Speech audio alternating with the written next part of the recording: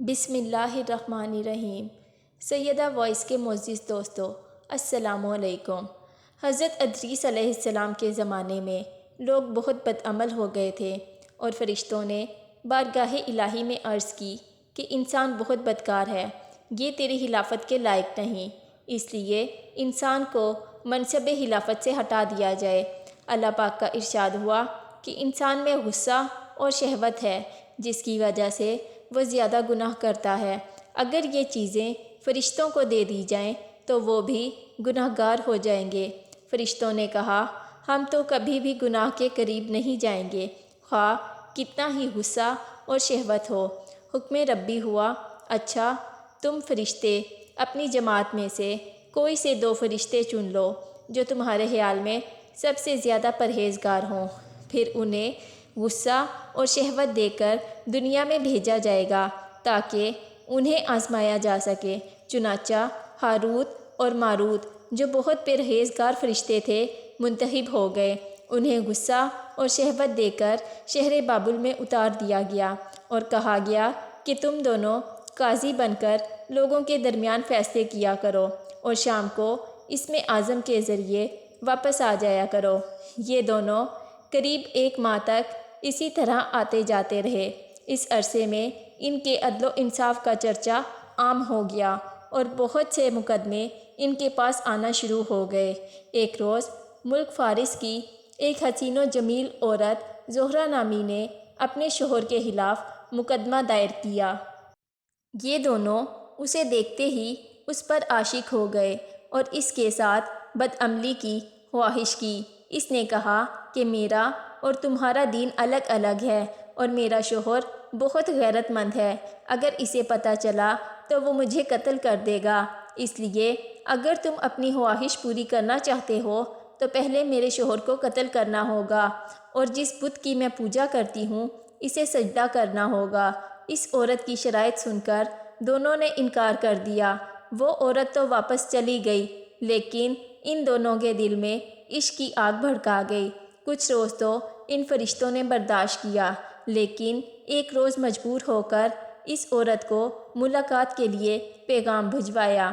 اس نے فوراً ان دونوں کو ملنے کے لیے بلوا لیا۔ جب یہ دونوں وہاں پہنچے تو وہ خوب نو سنگھار کر کے بیٹھی تھی۔ اس نے کہا، مجھے پتہ چلا ہے کہ تم دونوں اسم اعظم جانتے ہو۔ اپنی خواہش کے حصول کے لیے یا تم مجھے اسم اعظم بتا دو یا پھر اس بت کو سجدہ کرو یا میرے شوہر کو قتل کرو یا پھر شراب پی لو۔ دونوں فرشتوں نے سوچا کہ اسم اعظم تو اسرار الہی ہے، اسے فاش نہیں کیا جا سکتا، اسی طرح بت کو سجدہ کرنا یا کسی کو قتل کرنا بھی کبیرہ گناہ ہے، اس لیے چلو لاؤ شراب، ہم شراب پی لیتے ہیں۔ جب وہ دونوں شراب پی کر مست ہو گئے تو اس عورت نے ان دونوں سے بت کو سجدہ بھی کروایا، اپنے شوہر کو قتل بھی کروایا اور اسم اعظم معلوم کر کے صورت بدل کر آسمان پر جا پہنچی اور حق تعالیٰ نے اس کی روح کو زہرہ ستارے سے متصل کر دیا۔ دوسری جانب جب ہاروت و ماروت کو ہوش آیا تو وہ اسم اعظم بھول چکے تھے اور اپنے کیے پر شرمندہ تھے۔ اللہ تعالیٰ نے فرشتوں سے فرمایا کہ انسان میری تجلی سے دور رہتا ہے، لیکن یہ دونوں تو ہر شام حاضر بارگاہ ہوتے تھے لیکن پھر بھی شہوت سے مغلوب ہو کر گناہ کر بیٹھے۔ اگر انسان سے گناہ سرزد ہوتا ہے تو اس میں تعجب کی کیا بات ہے؟ یہ سن کر تمام فرشتوں نے اپنی خطا کا اقرار کیا اور انسانوں پر لعن طعن کرنے کی بجائے ان کے لیے دعائے مغفرت کرنے لگے۔ اس کے بعد ہاروت اور ماروت حضرت ادریس علیہ السلام کی خدمت میں پیش ہوئے اور اللہ تعالیٰ کے حضور معافی کی درخواست کی۔ آپ علیہ السلام نے دونوں کے لیے دعائے مغفرت کی، جس کے کئی روز بعد اللہ تعالیٰ کی طرف سے جواب آیا کہ ان دونوں کو اختیار دیا گیا ہے کہ چاہیں تو دنیاوی عذاب قبول کر لیں اور چاہیں تو آخرت کا۔ انہوں نے سوچا کہ دنیا کا عذاب ایک نہ ایک دن ختم ہو جائے گا لیکن آخرت کا عذاب نہ ختم ہونے والا ہے، اس لیے دونوں نے دنیاوی عذاب قبول کر لیا۔ چنانچہ اللہ تعالیٰ نے حکم دیا کہ ان دونوں کو لوہے کی زنجیروں میں جکڑ کر بابل کے کنویں میں الٹا لٹکا دیا جائے۔ اس کنویں میں آگ جل رہی ہے اور فرشتے باری باری ان پر کوڑے برساتے ہیں اور پیاس کی شدت سے ان کی زبانیں باہر کو لٹک رہی ہیں، اور یہ عذاب قیامت تک ان پر یوں ہی شدید رہے گا اور آخرکار ان کو نجات ملے گی۔ جبکہ قصص القرآن اور قصص الانبیاء میں ہاروت و ماروت کی داستان کچھ اس طرح بیان کی گئی ہے کہ حضرت سلیمان علیہ السلام کے زمانے کے بعد بابل کے لوگوں کے اندر سحرکاری اور جادوگری عجیب و غریب طور پر رواج پا چکی تھی۔ بابل 5000 پہلے کا ایک شہر تھا جو دریائے فرات اور دجلہ کے وسیع و عریض رقبے پر پھیلا ہوا تھا۔ اس کے لوگ ایک عظیم تہذیب و تمدن کے مالک تھے۔ وہ اس قدر بڑا تھا کہ ملک بابل کہتے تھے۔ اس ملک میں بڑے بڑے شہر، بلند و بالا قلعے، فلک بوس محلات اور بہت بڑے بڑے بت کدے تھے۔ ان بڑی بڑی عمارتوں کے کھنڈرات اب بھی موجود ہیں جو آثار قدیمہ میں شمار ہوتے ہیں۔ بابل کے لوگوں کے درمیان جادو اور سحر بہت عام تھا۔ وہ لوگ حیرت انگیز اور حیران کن کاموں کے لیے طلسمات، محسوس قسم کی گھاس، متبرک پانی چھڑکنے اور سلائی شدہ پٹیوں سے استفادہ کرتے تھے۔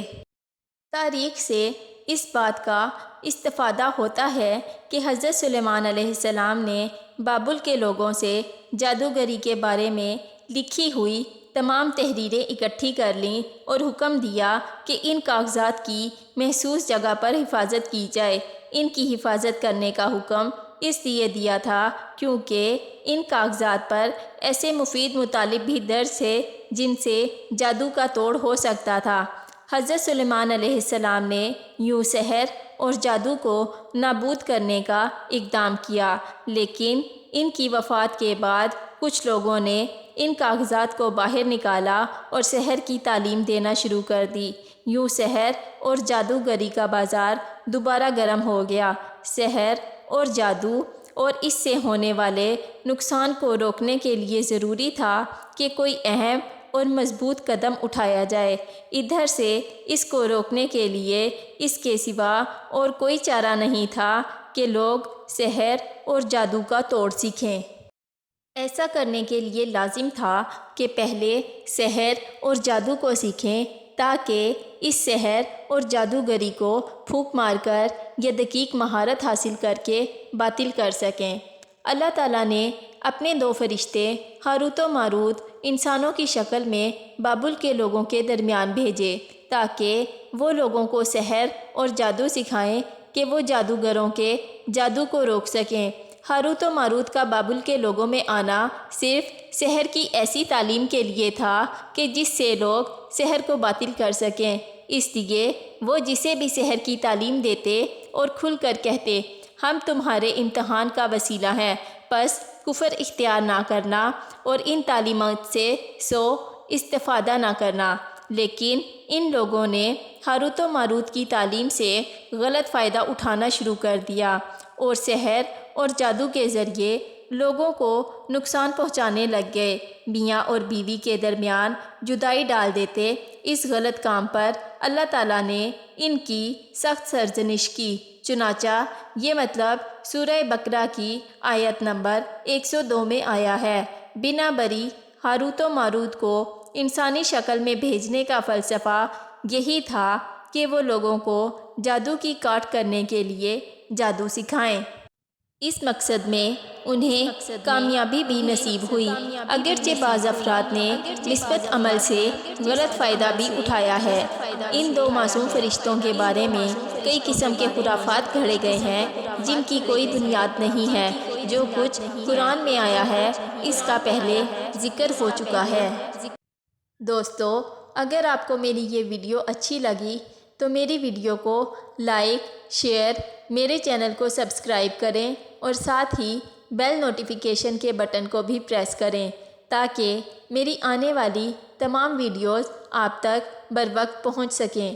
شکریہ۔